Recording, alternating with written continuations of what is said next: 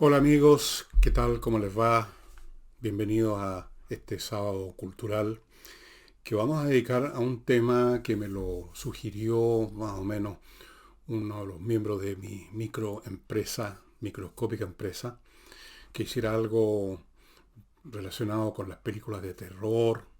Me recordó que hace ya más de un año yo hacía un programa, no me acuerdo ni siquiera si era los sábados o los domingos, que hablaba de cine, que por qué no lo hago de nuevo. Tal vez en una de esas yo voy cambiando los enfoques y los temas de acuerdo a cómo se dan las cosas, lo que la gente pide, o yo mismo me puedo latear de alguna cosa y empiezo a hacer otra. Y la idea es ofrecerle a ustedes algo nuevo, siempre algo entretenido. El hecho es que se me ocurrió hablar de las delicias del horror, que parece una contradicción a primera vista, pero no lo es tanto. Las delicias del horror. En el fondo contestarme en la pregunta, una pregunta muy simple que ya la voy a hacer, no todavía. Eh, vamos, a, vamos a partir eh, recordando algunas cosas que son bastante obvias y que han alimentado escuelas filosóficas muy antiguas. Por ejemplo, ustedes habrán oído hablar del epicureísmo, eso es, que es la filosofía que desarrolló un filósofo griego del siglo 4 antes de Cristo o 3 antes de Cristo, no me acuerdo bien la fecha, pero ustedes pueden verlo en Wikipedia. Epicuro, una escuela en que la idea era dar consejos. Estamos en una época en que ya la filosofía está menos preocupada de desarrollar temas metafísicos, ontológicos, que en dar algo así como recetas terapéuticas para vivir mejor. Eso corresponde a los tiempos políticos que estaba ya viviendo el mundo griego. Tiene mucho que ver una cosa con otra. Pero en fin, él quería dar consejos acerca de cómo evitar la desgracia, la infelicidad y específicamente el dolor. El dolor. El dolor físico, por supuesto, y el dolor espiritual, que es el más abundante, diría yo. Pocas veces estamos enfermos, pero muchas veces estamos con algún tipo de dolor, llamémoslo desesperanza, depresión, tristeza, que son temas psicológicos, espirituales. Entonces Epicuro decía que había que evitar el dolor y daba una multitud de advice sobre eso, como por ejemplo no tener, no preocuparse de las cosas que uno no puede controlar en la vida, eh, en general no meterse en situaciones que van a causar un costo en dolor. Y en muchos sentidos la filosofía de Epicuro no tiene nada que ver con lo que imaginan algunos que creen que cuando se habla de que tal persona es un epicúreo o el epicureísmo se refieren a alguien que corre desalado detrás de los placeres materiales, el sexo, la comida, el trago. No, era bastante sobrio Epicuro, porque tenía la convicción basada en la realidad que todos hemos experimentado, que esos placeres materiales, en primer lugar, producen hartazgo muy pronto y segundo, suelen tener un costo. Entonces él hacía una contabilidad de costos. Está bien comer, beber, hacer cosas que son agradables para el cuerpo, para la materia, pero siempre haciendo el cálculo de costos, que no vaya a ocurrir que por una cantidad X de placer uno obtiene 3X de dolor. Y todas sus consejas acerca de cómo vivir tienen que ver con el hacerle el quite, el dolor, el sufrimiento, los malos ratos. Eso es una postura que también se llama hedonista. Y también se usa mal ese término, siempre dando a entender que el hedonista es un tipo que anda corriendo detrás de los placeres. Ese no es un hedonista, ese es un idiota, porque en definitiva correr detrás de los placeres es la receta ideal para caer en puros displaceres al final de cuentas. Entonces, la filosofía de Epicuro se basaba en algo bastante no, obvio, ¿no? Para todos, y es que no queremos sufrir dolores de ninguna clase, sino que queremos obtener placeres. Y lo que pasa es que Epicuro nos recomendaba qué clases de placeres buscar para no caer en este engaño y en este error de perseguir placeres físicos que solo producen hartazgo y producen dolor, un costo, de una forma o de otra son costosos. Todos tienen esa experiencia también.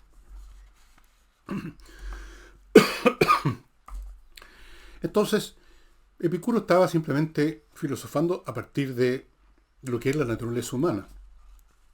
Salvo personas que tienen desórdenes mentales muy serios y que andan buscando sufrir, todos tratamos de evitar los dolores. El hedonismo, en cierto sentido, se confiese o no, es una postura filosófica y de conducta natural. Nos diferenciamos en si somos lo suficientemente inteligentes para hacer, perdón, hacer bien la contabilidad de costos. No engañarse. Es muy fácil. Ser arrastrado por una tentación que nos va a, algo que nos va a dar un tremendo placer y después nos arrepentimos profundamente, ¿no es verdad? Bueno, en vista de esto, en vista que evitar el dolor, los malos ratos, el sufrimiento y sentimientos que son desagradables como el terror, ¿cómo es posible que haya gente, y yo me incluyo, que no le hace el quite a ver películas de horror, películas de terror? No leer novelas como algunas de Stephen King, que son terribles, de horror. Ahora mismo entiendo que están por estrenarse una nueva versión cinematográfica de una de las mejores obras de terror de Stephen King, que es de Salem Lot. Están haciendo una nueva versión y bueno, porque hay público, porque hay interés en ver eso. ¿Cómo es posible que vayamos voluntariamente sin que nadie nos obligue a sufrir una experiencia de terror, de horror? ¿Cuál es la mecánica que está detrás de eso? Y eso es lo que quiero explorar con ustedes, estimados amigos. Creo que lo he hecho en algún programa hace mucho tiempo, pero no importa, lo voy a hacer de nuevo llegado el caso. ¿Por qué nos sometemos voluntariamente a horrores artificiales que podemos evitar simplemente por el procedimiento de no comprar el ticket para ver la película o no sintonizar el canal donde están dando la película o la serie en Netflix de horror? En fin, ustedes ven en Netflix, yo veo Netflix de vez en cuando encuentro algo entretenido, hay toda una sección de películas de horror. Por algo están ahí, la gente las ve, yo las veo también. Entonces, ¿por qué? ¿Por qué no evitamos eso? ¿Qué es lo que nos atrae? No me den la explicación, lo que pasa es que somos masoquistas, porque eso no es explicar, es cambiarle el nombre al problema nada más. Porque entonces yo me puedo preguntar, bueno, ¿por qué somos masoquistas? Quedamos en la misma casilla inicial. Pueden haber un montón de razones y yo las voy a analizar una por una, seguramente se me van a escapar algunas, pero las que yo detecto se las voy a contar y las voy a examinar con ustedes después que les cuente antes de los auspiciadores de este programa de día sábado, este programa cultural, y parto con las conversaciones numéricas de este ingeniero que hace un montón de cosas. Primero, le cambia completamente la perspectiva sobre las matemáticas a estos niños que tienen problemas con las matemáticas, que les cargan, que les va mal, y eso es muy malo. Ser malo para las matemáticas, tener problemas con las matemáticas es definitivamente un mal, porque el cabro después, fuera de los problemas que tenga en el colegio, va a andar evitando en su vida el estudio de carrera en que hay matemáticas, va a determinar toda su vida por eso. Es absurdo. Él les cambia el switch. Les hace ver el otro lado de las matemáticas, que es completamente distinto al que se les mete en la cabeza un poco la fuerza en el colegio e incluso en las universidades. Y eso significa que a estos niños no solamente les va a ir bien en el colegio, sino que les va a cambiar todo, de ahí para adelante. Fuera de eso, este ingeniero entrega cursos de preparación para la PAES, la prueba de entrada a la universidad, y programación para niños, que es muy entretenido, por supuesto, con lenguajes de programación para niños, pero los cabros se ordenan muy bien, se disciplinan muy bien y se divierten mucho haciendo cositas que el computador después va a hacer funcionar. Muy entretenido, sirve de disciplina, es otra pieza más del puzzle que uno tiene que ir armando con los niños para que desarrollen su intelecto disciplinadamente, porque eso es fundamental en la vida. Fundamental. El grado de inteligencia determina prácticamente el 50, 60, 70% del destino de una persona. Bueno, continúo con TradeIn, una empresa que se encarga de encontrar lo que usted necesita para su empresa, para su comercio, lo que tiene que traer de afuera, lo que tiene que importar, ya sean insumos, mercadería, etc.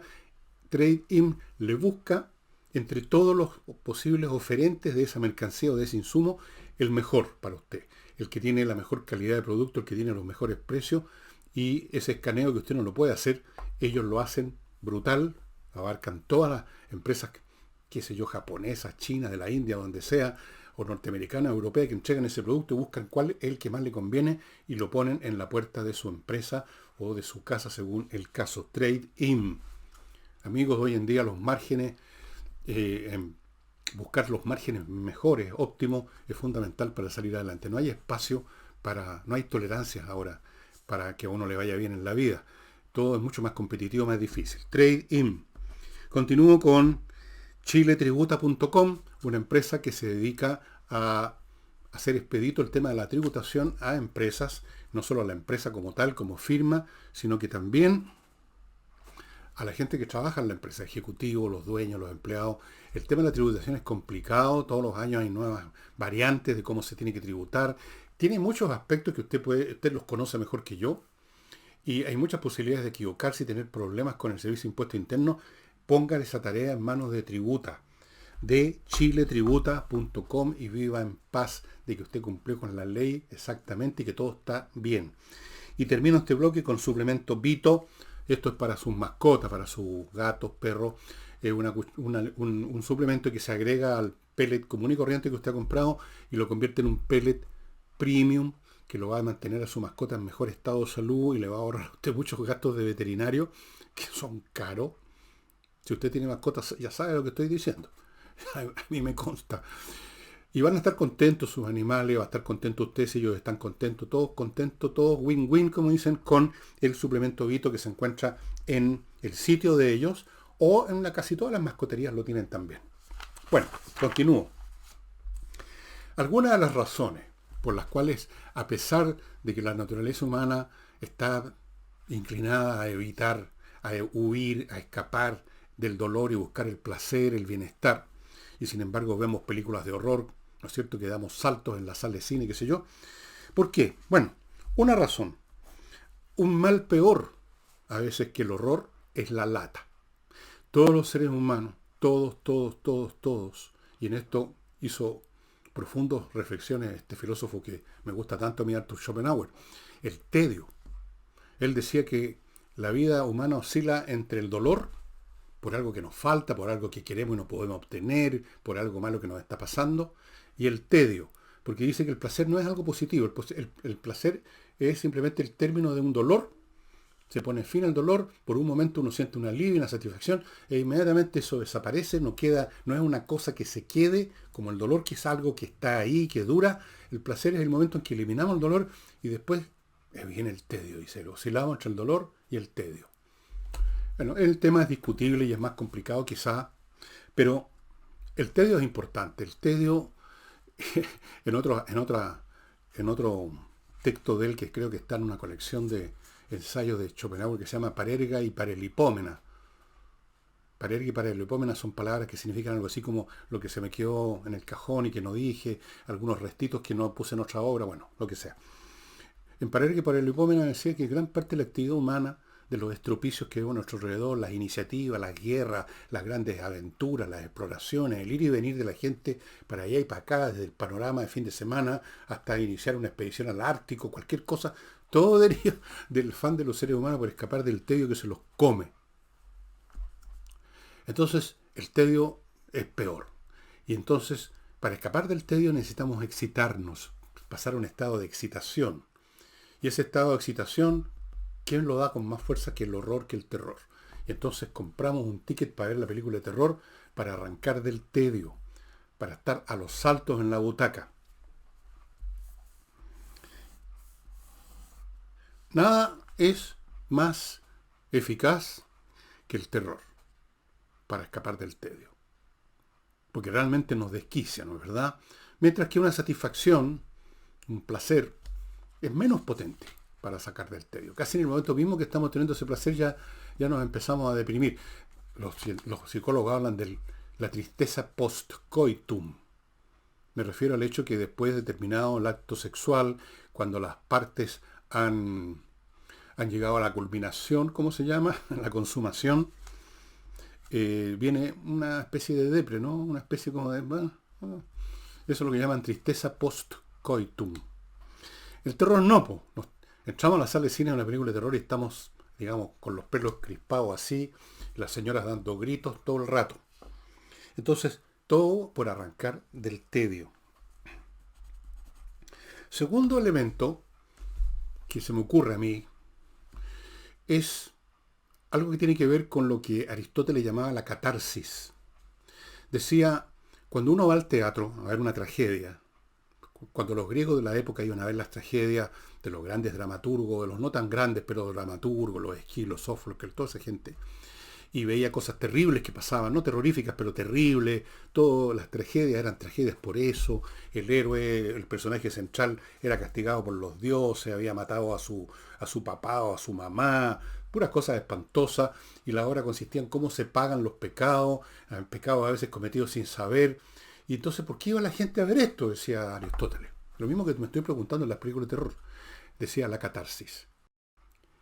El descargar una cantidad de emoción vinculada a la tragedia que uno está viendo, descargarla al identificarse por un momento sin que a uno le esté pasando nada con lo que le está pasando al protagonista en la obra. Un fenómeno muy interesante, la catarsis. Y yo creo que con las películas de terror, con el terror, hay una catarsis. Es, por así decirlo, un terror contemplado.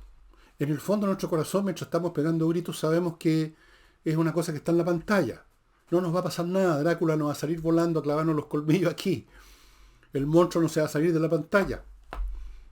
Entonces es un terror observado y al mismo tiempo tratamos de identificarnos, porque si no, no iríamos al cine. Si vamos a estar en el cine diciendo, no, esto es una pura película nomás, no pasa nada. Tiene que haber un grado de identificación para que cunda, para que produzca efecto una obra de teatro o una película que uno está viendo. Uno tiene que meterse un poco, pero no se mete del todo, porque es una metida puramente subjetiva, fantasiosa. Entonces se puede producir una catarsis. Nos libramos del terror viéndolo como un objeto de contemplación meramente. Y esto está vinculado con una cosa más profunda todavía, creo yo. Y es lo que yo llamo el exorcismo del terror. Y aquí me voy a meter en algunas profundidades que es muy probable, y algunos dirían, es casi seguro, que me voy a equivocar completamente. Porque me estoy metiendo en algo muy especulativo, no tengo ningún fundamento, no lo he leído a ninguna otra persona, lo que voy a decir. Lo que yo quiero decir es lo siguiente. Creo que todos los seres vivientes, o sea, incluyo los animales, vivimos con un grado mayor o menor de conciencia o de inconsciencia de que el mundo es un lugar peligroso, desconocido, donde en todo momento y sin que lo sepamos, enormes fuerzas que no son amigas nuestras están preparándose para masacrarnos. Que estamos como un sonámbulo que camina por la cornisa de un edificio de 20 pisos y no se cae, está dormido, pero algo en él, en este sonámbulo mío, quiere seguir durmiendo, mientras al mismo tiempo sabe que no debe despertar porque va caminando al borde de un abismo. Yo creo que todos sentimos esa sensación, en algunos momentos con más fuerza, en otros momentos está totalmente reprimida y los días pasan sin que no tengamos ninguna sensación, ninguna ansiedad. En la persona que sufre estos ataques de ansiedad tiene que ver con eso. En ellos se despierta esta cuestión. Yo no sé ni siquiera hasta qué punto una enfermedad, a lo mejor es simplemente la enfermedad de quienes no queremos ver. No sé, eso es una discusión que podemos tener el otro día. Creo que caminamos al borde de un abismo. Y no solo el abismo en el sentido que todos sabemos que nos vamos a morir, sino que las tragedias que pueden ocurrir y que ocurren. Todos somos testigos de, si acaso no nos ha pasado directamente a nosotros, a nuestra familia, digamos, sabemos de gente que de un día para otro le ha caído, digamos, encima un piano, un accidente donde mueren sus hijos, cosas atroces ocurren. Sabemos que ocurren cosas atroces, que en cualquier momento, que no tenemos control ninguno, que somos como un niño perdido en un bosque de noche, no vemos nada. El sentimiento que en los seres humanos normales está reprimido y que en las personas que no está tan reprimido se manifiesta como angustia y ansiedad que hay que calmar con ansiolíticos, tiene esta base, llamémosla metafísica, de cómo está constituido el cosmos y qué somos nosotros dentro de él. Nada, un átomo en medio de enormes fuerzas desconocidas que nos pueden aplastar como un chinche en cualquier momento. Nos pueden aplastar físicamente, espiritualmente, de muchas maneras. Es como cuando uno, yo tengo esa experiencia, ustedes también, llega a tu piscina cualquier día, como cualquier otro lunes, y te encuentras con que estabas echado. Algún día les voy a contar cómo fueron algunas de mis echadas, despedidas. Así que uno llega sin saber nada y está toda una máquina encima de uno. Entonces, cuando a uno le ha pasado o visto que le pasa a otro, uno vive con un poquito de ansiedad que normalmente uno reprime. Si no la puede reprimir es muy grande, uno entonces es un caso médico, es un caso de psicólogo, es un caso de los ansiolíticos. Pero todos tenemos este elemento. Los griegos tenían un nombre para eso, un nombre que se ha convertido en una palabra que usamos en el castellano. Y la palabra es pánico.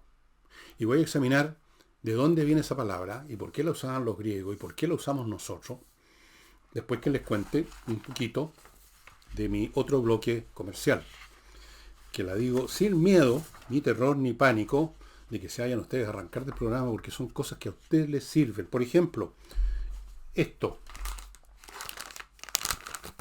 oxibiota. Usted abre esto, echa el polvito en una olla, por ejemplo, espera una media hora, se convierte en una colonia de bacterias aeróbicas y con eso usted tiene solucionado el problema de los malos olores. Los malos olores los producen otras bacterias, que se llaman anaeróbicas, porque no usan oxígeno para su metabolismo. Pero por eso descomponen la materia orgánica. La materia orgánica al descomponerse significa que todas sus moléculas entrelazadas se descomponen, dejan de estar entrelazadas, y entre algunas de esas moléculas están los gases pestíferos y a veces tóxicos, los malos olores. Vienen de la descomposición. Entonces, vienen estas bacterias, destruyen a estas otras, se acaba la descomposición, se acaba el mal olor. Entonces, ¿dónde tiene que echarlo? ¿Cómo usarlo? Muy fácil. Por ejemplo, en una extensión grande, usted lo pone en un vaporizador y vaporiza. En un fregadero de la cocina, usted vierte una cantidad. En la salida del lavatorio o de la tina, la misma cosa. En la cámara de la casa donde llegan las aguas servidas a todos lados, lo mismo. Súper fácil de usar. ¿Y cuánto dura? Meses de meses. Estas bacterias se quedan ahí instaladas, se ponen en la servilleta y se comen las que producen el mal olor. Y dura meses de meses de meses. ¿Qué más se puede pedir? Continúo con el arquitecto Diego Sándor, que los está esperando a las personas que quieren construir en la región sur de Chile, región de los ríos, región de los lagos, qué sé yo, todo ese sector un poquito más arriba, un poquito más abajo. Es un arquitecto de la zona que ha diseñado casas preciosas, en especial los interiores, amigo mío. Si usted está comprando un terreno o quiere remodelar su casa que ya tiene allá, póngase en contacto con el arquitecto Diego Sándor. Es de la zona, conoce la zona, tiene gran diseño, grandes ideas, como ustedes pueden ver en esta fotografía. Miren ese muro como está diseñado. Y se mete en la construcción del primer día al último. Eso es muy importante. No se limita a entregarle a unos constructores un plano y buenas noches. Él va todos los días, está ahí en la construcción. A veces mete mano él mismo con el serrucho, lo que sea. Arquitecto Diego Sándor. Y termino este bloque con el pintor Rodrigo Calderón Martínez, que es otro artista. Es un pintor que le ofrece la oportunidad de hacer retratos familiares o personales de usted, de su abuelita, de la tía, de los niños, de todo el grupo familiar, como en esas fotos que se tomaban a principios del siglo pasado. Es muy distinto tener un cuadro hecho por un pintor talentoso que tener simplemente una foto perdida en algún archivo que uno hasta se olvidó. Bueno, la cosa que les quería decir que es complicada para mí es esto que voy a decirles. Pánico viene del dios Pan, que forma parte del hall de los dioses olímpicos o no tan olímpicos de los griegos, el dios Pan. El dios Pan supuestamente producía de vez en cuando, sin que se supiera el origen y el cómo, unos ruidos terribles que producían terror, porque aquí viene el punto, no se conocía su origen. Y yo me puse a investigar cómo definen los diccionarios pánico en diccionarios de español. Y me encuentro con que se define como un terror de origen desconocido. Ese es el pánico. Como por ejemplo cuando una multitud se dice hubo una estampida producida por el pánico y no se sabe cuál fue la causa. Bueno, El pánico tiene que ver con algo más brutal, más de fondo, más de, más sustantivo que el terror. El terror es el terror de algo. El miedo es el miedo de algo. El pánico es el terror de no sabemos qué. Y ese es el peor terror. Ese es el pánico. Y el pánico, por lo tanto, si se refiere a lo desconocido, se está refiriendo en definitiva a todo lo que es desconocido. O sea, se está refiriendo en última instancia a todo ese cosmos que nos rodea, que nos engloba, que no sabemos qué está craneando para jodernos. El pánico es eso. Se habla también, creo, en la literatura psicológica, los ataques de pánico. Y la persona que sufre un ataque de pánico no sabe de qué se trata, de por qué. Y en eso consiste el pánico, en no saber por qué. Entonces, el punto que quiero llegar es el siguiente. Cuando uno se somete a una experiencia de terror, se somete a una experiencia localizada, tal o cual cosa nos da terror, como cuando uno ve una película de terror en que el terror consiste en que hay unas niñitas fantasmales que se aparecen de repente, o que se entra volando por la ventana el vampiro. Son entes terroríficos, pero son entes específicos. El pánico no tiene siquiera esa ventaja. Cuando uno se somete en un cine, por ejemplo, sino que por una vez terror quedo librado. O veamos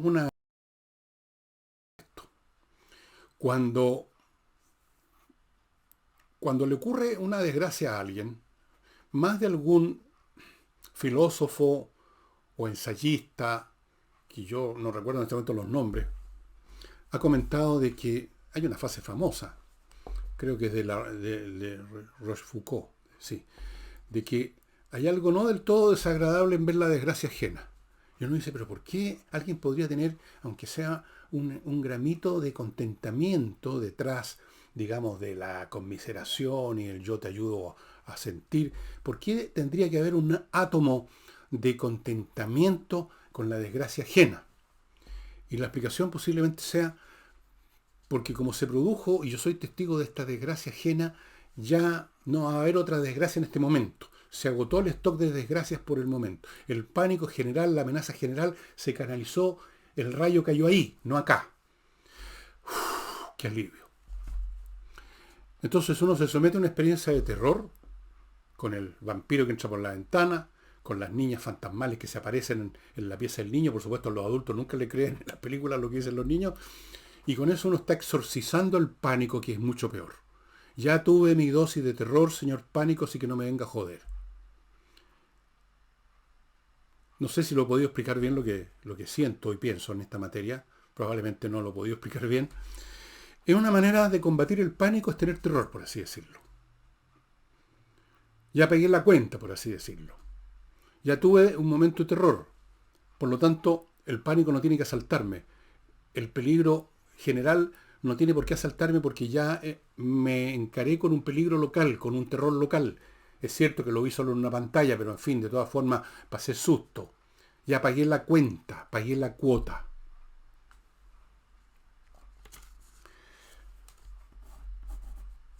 Ahora, esto explica quizás también esto de que el trasfondo más profundo del terror es el pánico, o sea, lo desconocido, la amenaza global del cosmos.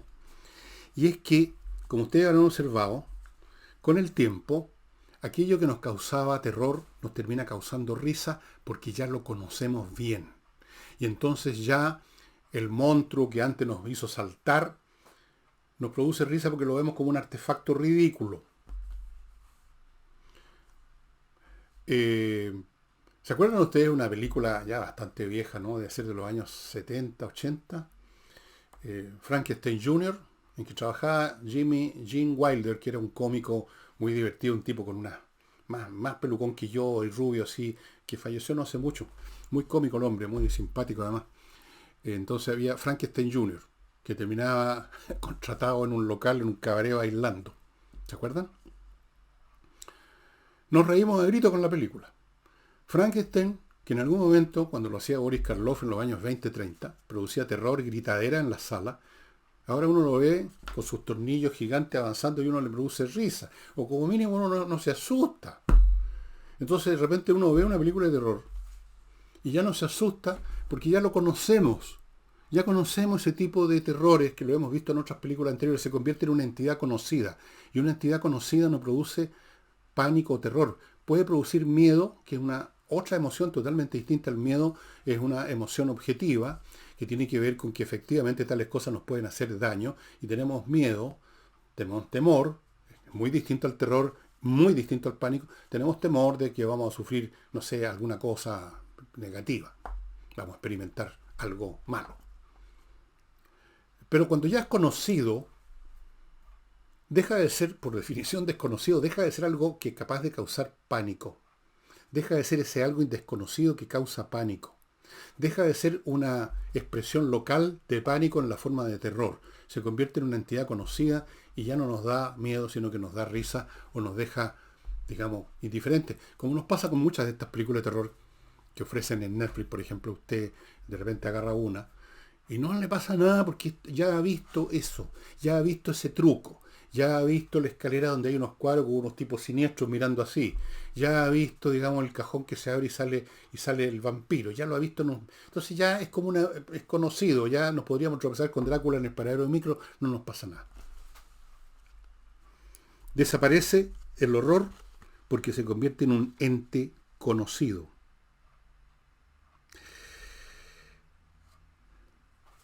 Lo conocido puede infundir miedo.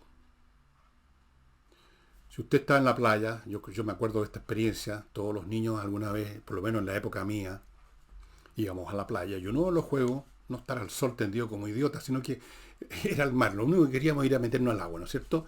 Y los papás estaban todo el rato, no, todavía no, tienen que pasar.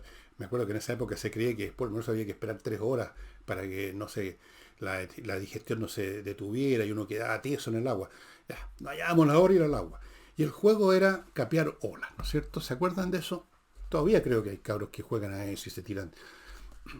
Y de vez en cuando estábamos ahí y veíamos en el horizonte levantarse una especie de montaña de agua. Porque de vez en cuando viene una ola especialmente grande, ¿no es cierto? Y nos daba miedo. Era un objeto conocido, no era nada misterioso. A plena luz del día venía una gran ola. Y tratábamos de arrancar y a veces lo lográbamos y a veces nos agarraba la ola y nos daba 20.000 vueltas. Eso era miedo, miedo a que la ola nos golpeara demasiado, miedo a que la ola de repente nos tirara para adentro y nos ahogáramos. Era un miedo a un peligro objetivo, a una situación objetivamente que podía ser peligrosa. ¿No es cierto? Eso es miedo.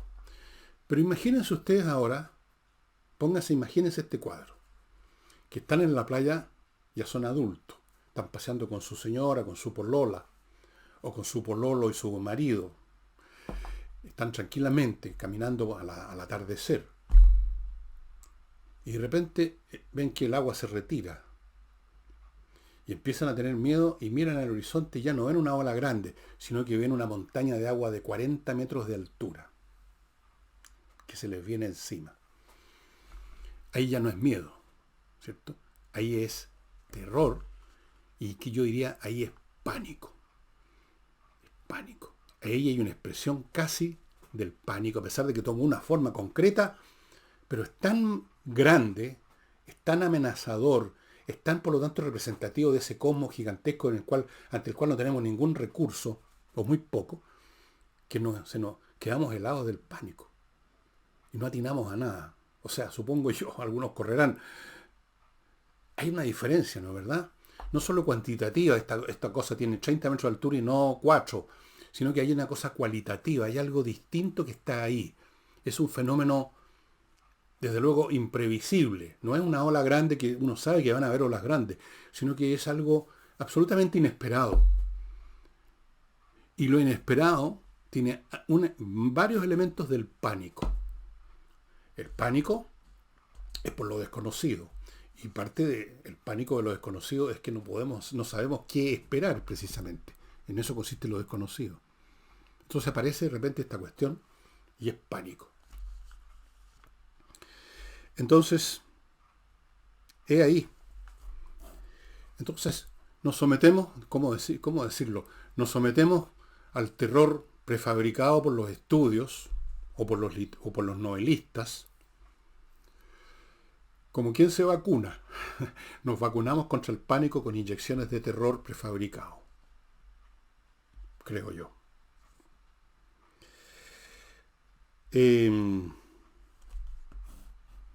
¿Vieron ustedes la última versión de Godzilla? Que se llama Godzilla -3, creo, una japonesa. ¿Alguno de ustedes se impresionó, aunque sea un mínimo, si la vieron? Con este monstruo que es la de siempre, que se pone a caminar aplastando una ciudad completa y deja la crema. Y nadie lo puede destruir, las balas de cañón no le hacen mella. ¿Alguien se asustó? Pero yo recuerdo cuando era niño y llegaron los primeros Godzilla, porque han hecho como 100 Godzilla los japoneses. Están haciendo Godzilla desde que terminó la Segunda Guerra Mundial. Yo me asustaba. Y me asustaba de muchas otras películas que después uno ve de viejo en YouTube, en reposiciones, y uno se cae de la silla de la risa. Pero en ese momento uno las veía así en el cine.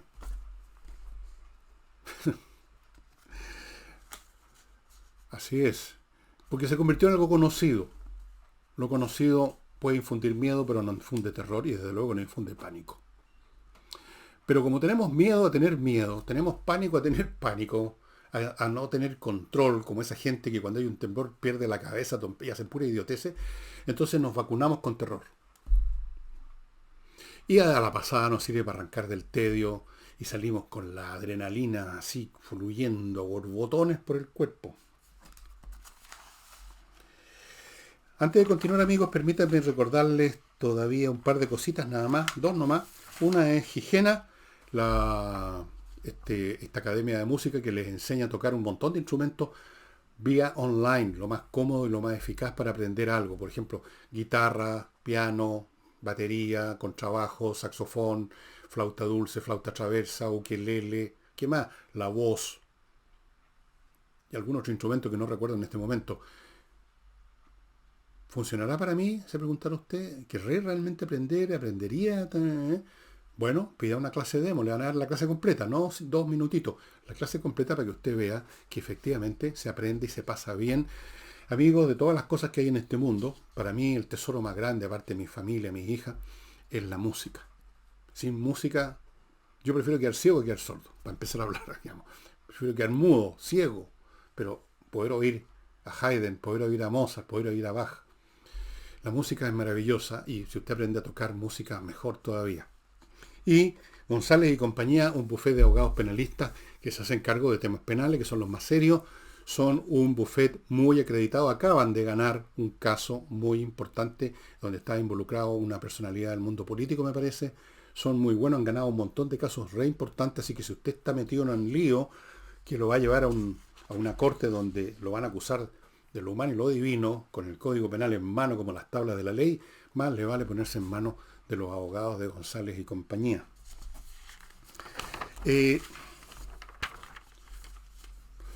Yo voy a aprovechar unos minutitos para contarles un poco ahora, como dije ayer que iba a hacer, de varias cosas. El libro que va a ir acompañando el curso sobre Roma, o la charla, no sé qué nombre darle todavía. No me atrevo a decir curso porque no, ¿quién soy yo para dar clase? No tengo los cartones pegados con chinche en el muro para dar clase de historia de Roma. No, así que no, ¿para qué voy a...? Va a ser una conversación donde voy a ir siguiendo el espinazo de la historia de Roma en lo que yo considero sus 4 fases. Tiene 4 grandes fases, creo yo. Pero para ir, y por supuesto de tener que referirme a elementos de la historia en esas 4 fases, no voy a estar, digamos, sin tocar la historia de Roma. Pero no va a ser realmente una clase de Roma con todo lo que correspondería, sino que voy a ir a lo largo de ese espinazo viendo los aspectos que tienen relevancia para nosotros hoy día también.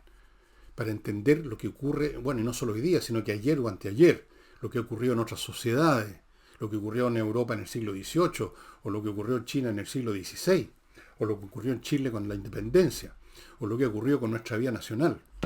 Los elementos que, y esa es la razón de ser de que yo haya estudiado Roma tanto tiempo, que es una especie de template de la historia de todos los tiempos. Es la historia de todas las historias. Es la madre de todas las historias. Entonces, yo voy a ir sacando de allí qué es lo que nos enseña este periodo respecto al tipo de seres humanos que suelen crecer en ciertas circunstancias. ¿Cuál es el tipo de arte que se desarrolla en estas otras? ¿Cuáles son las enseñanzas que nos dan los momentos críticos de una sociedad? ¿Qué clase de antropología se desarrolla cuando una sociedad está en su etapa juvenil, llena de ardor, de ímpetu, de esperanza y de optimismo, y cuando está en su etapa senil, sin ver en su futuro otra cosa que la muerte? Ese tipo de cosas. Por supuesto, va a haber historia también. Voy a hablar de los personajes que están a lo largo de esta columna vertebral. Desde la Lucrecia que se suicida a principios de la historia romana, la época en que no era una república, era una monarquía a manos de una dinastía, los Tarquinos, que eran etruscos, y se clavó un puñal porque un fulano la violó, entonces se sintió vejada y se suicidó. Lucrecia. Y vamos a pasar por otros personajes importantes, Cincinato y Aníbal, el gran enemigo, y aparecerá Julio César y Pompeyo, y luego otros personajes que ustedes probablemente no han oído hablar, que son de la historia posterior tardía del imperio, cuando ya empieza a enfrentar el derrumbe. Ese va a ser.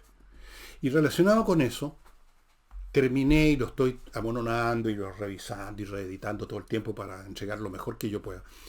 Un libro donde es la historia de mi encuentro con Roma.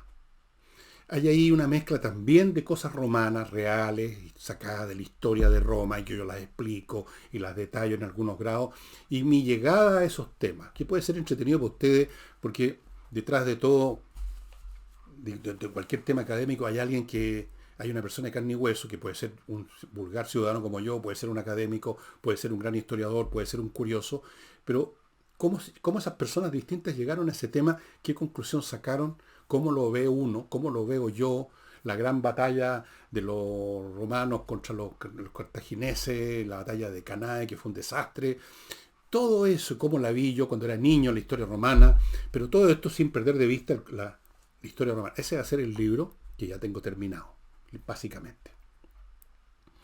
Y les voy a contar además, y esto es un infundo, no le digan a Villegas que les conté, que tengo también terminado, porque estoy escribiendo como que, no sé por qué estoy tan apurado por terminar todo ahora ya, pero así es. Es un libro donde todo lo que yo sé, he aprendido, he pensado, he raciocinado sobre el tema OVNI, va a estar. Está súper entretenido y súper informativo, porque yo sé que este es un tema que muchos de ustedes no conocen o lo desdeñan así a la primera sin conocer nada. Otros conocen algunas cosas. Yo conozco harta. He estado años siguiendo esto por muchas fuentes literarias, cinematográficas. Ahora último, por supuesto, en YouTube. Hay millones de documentales, millones de experiencias, millones de cosas. Me he metido en eso bastante. Más o menos como me he metido con Roma, no tanto, pero bastante. Y creo que tengo un libro entretenidísimo. Y no es para que ustedes se conviertan en creyentes o no. No me interesa eso en absoluto, lo que ustedes crean o no crean. Yo creo que esta cuestión de los ovnis no es un tema de creencia, sino que es un tema de evidencia. Pero usted puede pensar de otra forma. Pero igual el libro está hecho de tal manera, sin ningún intento de, como digo, de adoctrinar a nadie, de catequizar, de proselitizar. No me interesa. Soy bastante frío y objetivo en esto. Y en algunas partes ustedes incluso dirán que me estoy riendo del tema. Porque hay algunas cosas que son risibles como en todas las cosas humanas. Ese libro lo tengo prácticamente listo y no lo hemos editado todavía porque ustedes saben, como les he contado, esta es una empresa minúscula y hicimos un esfuerzo para reimprimir los libros que ustedes ya están disponibles. No sé si les dije en este programa, están disponibles en el villegas.cl, las tiendas, Insurrección, el debut y despedida, están todos ahí, se están yendo bastante rápido y no vamos a hacer más reimpresiones.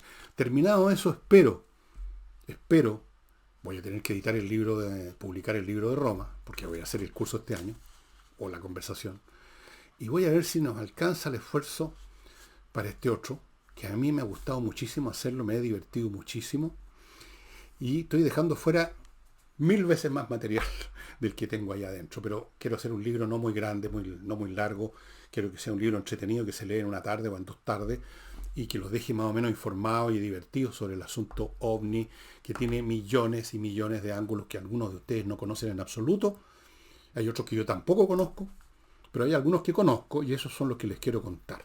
Porque este es un tema en que se une de una manera muy misteriosa, lo que le decía un yerno mío el otro día. Hay cosas en esta vida que son evidentemente reales y sin embargo uno no las puede creer. A todos nos ha pasado esa experiencia de algo que está ante nuestros ojos, pero es tan excéntrico el hecho, tan inesperado, tan disruptor de nuestra cotidianeidad, que simplemente nosotros mismos decimos, no lo puedo creer, ¿no es así? Bueno, ese no lo puedo creer viene de una cosa muy, muy profunda del ser humano que quiere vivir, digamos, ojalá con una cosa totalmente programada, donde no ocurra nada, donde nada perturbe nuestras creencias, nuestra vida diaria, nuestros sentimientos, nuestras ambiciones, nada extraño que venga a romper todo eso. Entonces no queremos creer ninguna cosa que rompa eso. Entonces muchas veces decimos, esto no puede ser, es de otra expresión que viene diciendo lo mismo. Y ante este tema yo creo que pasa exactamente lo mismo. Cuéntenme ustedes qué les parece, si les interesa, porque en una de esas estoy escribiendo un libro para mí nomás. A lo mejor no le interesa a nadie más o a 2 personas más y yo, digamos, no puedo hacer una inversión de publicar un libro para 2 personas. Así que me gustaría conocer en los comentarios que ustedes hagan de este programa, fuera de lo que puedan comentar sobre lo que he hablado de las películas de terror, que me comenten si les parece entretenido un libro de ese tema, que ya lo tengo listo. Me falta tener la convicción de que hay interés y me falta tener la plata para imprimirlo nada más. Pero veremos qué pasa, amigos. Les cuento, no le digan a nadie que les conté, porque Villegas me va a retar y generalmente nunca anuncio lo que voy a hacer, pero en este caso no sé por qué quería contárselo. Y a propósito de eso les muestro un librito que lo leí hace muchos años. Creo que le voy a echar otra leída. Esto me lo regaló un amigo ya fallecido, un gran amigo, Jimmy Holger, que fue un funcionario diplomático chileno en Rusia en la época de Honecker, ¿se acuerdan? Toda esa cuestión. Aquí esta es la carta con que me envió este libro, que la guardo con mucho cariño como marcador. Es este libro, El Planeta 12, The 12th Planet, de Zecharia Sitchin, del cual los académicos convencionales se han reído mucho, porque este hombre reinterpreta la historia, especialmente la historia de la antigüedad, la historia, por ejemplo, de los pueblos del Oriente, las primeras civilizaciones, los sumerios, los babilonios. Muchas de las cosas, las leyendas, las inscripciones, las huellas que dejaron, dicen él, tienen que ver con visitación extraterrestre en esa época. No se rían, es entretenido, muy interesante. No es cuestión de desechar así, buena primera, con esa sonrisita escéptica facilona que algunos sacan cuando se les saca a ellos del carril convencional y, por no decir, mediocre. Échenle una mirada a este libro, que creo que está disponible en Amazon, debe estar disponible.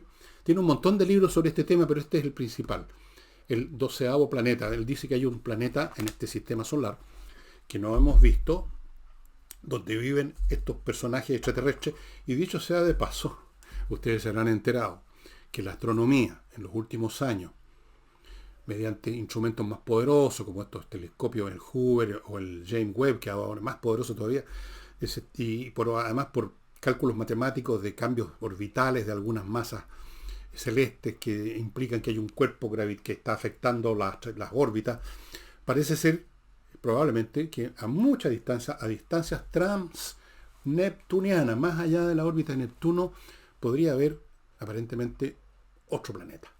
Capaz. Todos los días descubrimos cosas nuevas, ¿no?